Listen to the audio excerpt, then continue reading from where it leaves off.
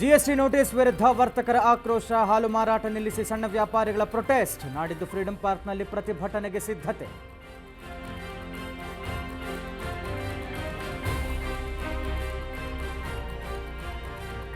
ಇಂದು ವ್ಯಾಪಾರಿಗಳ ಸಭೆ ಕರೆದ ಸಿದ್ದರಾಮಯ್ಯ. ಜಿಎಸ್ಟಿ ಗೊಂದಲ ನಿವಾರಣೆ ಸಂಬಂಧ ಮೀಟಿಂಗ್. ಕ್ಯಾಶ್ ವಹಿವಾಟಿಗೆ ಎಸ್ಬಿಐ ಗರಂ.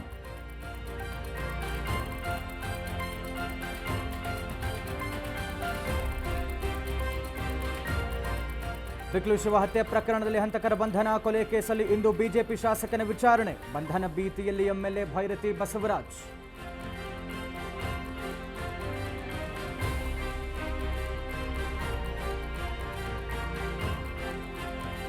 ಧರ್ಮಸ್ಥಳದಲ್ಲಿ ನೂರಾರು ಶವ ಹೂತಿಟ್ಟ ಪ್ರಕರಣ. ವಿಶೇಷ ತನಿಖಾ ತಂಡಕ್ಕೆ 20 ಸಿಬ್ಬಂದಿ ನಿಯೋಜನೆ.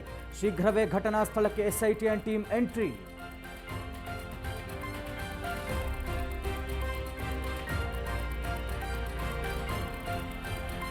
ಕನ್ನಡಿಗರ ಕಡೆಗಣನೆ. Real estate mafia. ಬಿಬಿಎಂಪಿ ವಿಭಜನೆಗೆ ಬಿಜೆಪಿ ನಾಯಕರ ಆಕ್ರೋಶ. ಪಾಲಿಕೆ ಆಡಳಿತ ಅನ್ಯ ಭಾಷಿಗರ ಪಾಲಾಗುವ ಆತಂಕ.